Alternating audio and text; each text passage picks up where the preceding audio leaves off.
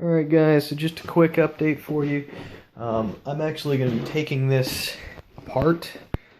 I'm going to be doing some minor upgrades to it, some modifications, so I just want to show you kind of how it works real quick before I completely dismantle this. So the rails are here, and let me grab the capacitors real quick just so you can see. Both of these systems have been taken off. So the capacitors are here. This normally slides along this bottom rail here. It just slides in, and then these guys, which are the capacitor connectors, would connect into the rail ports here. So yeah, here's the rails, and as again, this just slides port there, and then there's some pins that hold it in place. The tank, this guy, is right here. There's actually a large air tank inside of there. Electronics are here.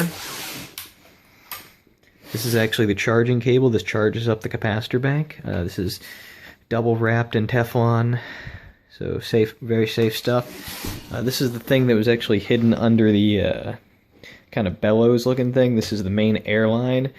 This transports 1,000 psi. So this is actually the high pressure line. This is coming directly from the bottle. The low pressure line is contained in here, and I can take that apart shortly. Actually, I will take that apart shortly. And then this is the line that goes to the rails. This is also 1,000 psi, but this is 1,000 psi and a lot of flow.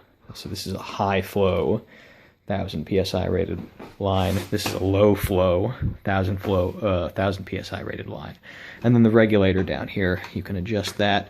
Although I think I'm going to get rid of the regulator because there's no reason to have this kind of a ridiculous regulator setup.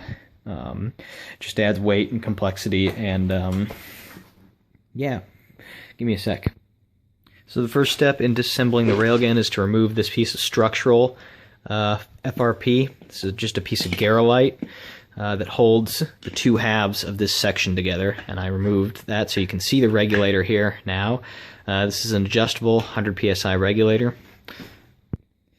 So this is actually the mechanism, the trigger mechanism with the cover removed.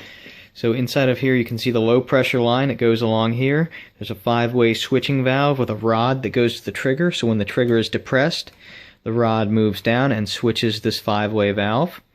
That routes high pressure air to the air actuated ball valve up there. And here it is with the CO2 tank port removed. That was kind of just for decoration. Here you can see these compression fittings. I wasn't entirely impressed with these compression fittings, even though apparently they can handle 1,000 psi. They don't handle it well. There was a lot of leaks. They were cheap, which is why I went with them, but they really weren't equipped to handle this kind of an application, so I don't think I'm going to be using these compression fittings anymore. They're not very good. Yeah guys, here's the core of the gun. We have just the electronic component here, and the air tank, which is here. So here we go guys, the final pieces of the puzzle. The whole thing is dismantled now. So this is the trigger assembly. It's very simple. There's just a trigger here and a spring. It's very simple. Just goes on there. When the trigger is depressed, there's a wedge that pushes that rod down, which depresses the valve. That's it for the trigger assembly.